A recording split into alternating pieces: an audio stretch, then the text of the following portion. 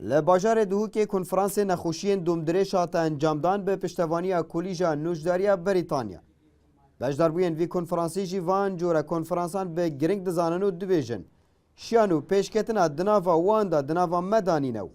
جبر پشتوانی نکرنا حکومتی جی نکارین سردان ولاتین بیانی بکن. ما چند ابحاث هنا سر نساخ السكريه الدهو که فلان جوره درمانی پتر لويد هيتن ما جرى كلمه هنا تشتا يعني قصدنا بتر ميجيلا ما دكتور الفيري ي بعياده وميجيلا تشتت يعني ابوري بله چون اول چكو چه دعم واسطه ياش مف قناعته من نينا بو من كاز نوجا اسرا بحوثات شيكم وكي دكتور بريطانيا ان وكي دكتور فرنسا ان اوروبا بجدار كرنا وان قلمه دا كهندك بابت هف بش قلمه بحث كان نياتيا او الولاد خو گشتينه تشتكيني نشامت داد بو نوجدارت ميد فيريكو باشتر بزاند چا سريان خوشا كند چا زيتر تشخيص كند چا ناهلي تو مضاعفات خراب لچبن فديت نكا سيفيك بو في كونغري من قالك جوان ديت وتشتكي پیش كفتي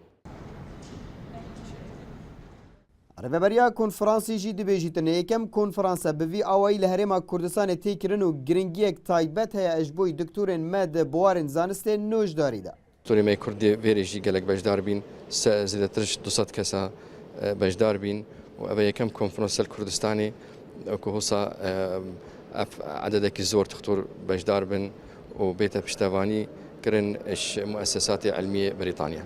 دكتوري ما هميجي شارزانا وريانا بوتشتني او علم العرض كي هبت الفيريجي هنو ك شار سركنان ساغيال همي دولته وكي